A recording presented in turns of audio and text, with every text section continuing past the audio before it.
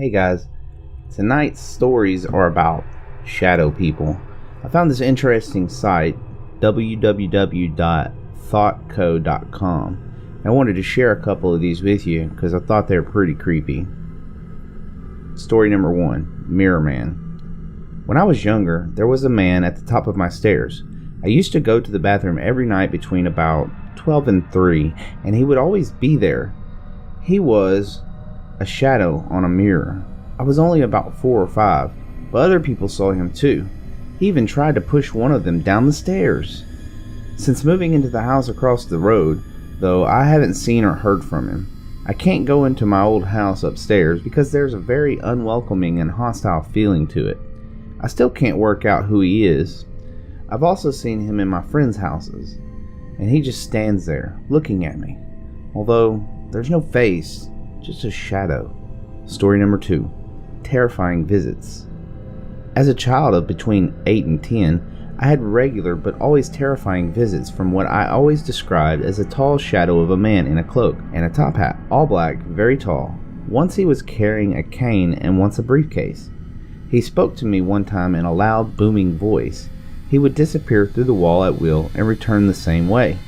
They were experiences that I would recall to friends throughout my life, and have always described him as the Shadow Man. He has not returned since I worked up the courage to run past him and out of my house.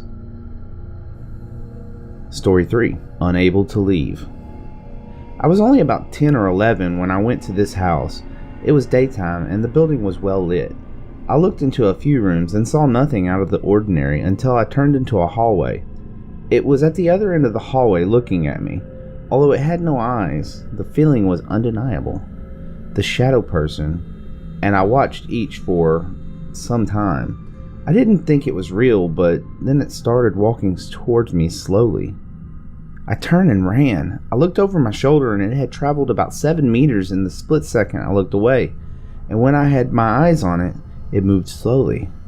I got out of my house and looked at it again. It had stopped at the door, almost like it was unable to leave the house. It turned and walked back into the house. Story 3, Driving Me Insane. I'm in my teens and from New Zealand.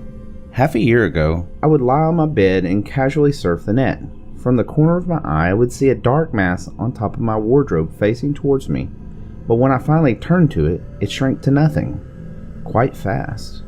At night, the black mass would be by my bedside or at the doorway. I would hide under the covers and curl up in a ball. I just wanted to cry for help. Kids' experiences. I have 2 sons who talk often about what they call the shadow men. The latest experience was when I had buckled both of them in a car and had forgotten something in my house. I went back in to get the item. I heard my 5-year-old screaming. I went running back out. My son was in shock, screaming, "Did you see it? Did you see it?" I said, "See what?" Then my 6-year-old said calmly, "The shadow man." They both said he was standing right there on the deck. My 6-year-old says that the black and the white shadows followed my 5-year-old. Now, I don't know too much about shadow men, but that's kind of creepy. Have you ever experienced a sighting of a shadow man? I mean, sometimes when I'm laying in bed, I hear sounds sometimes, and I have to get up and go check.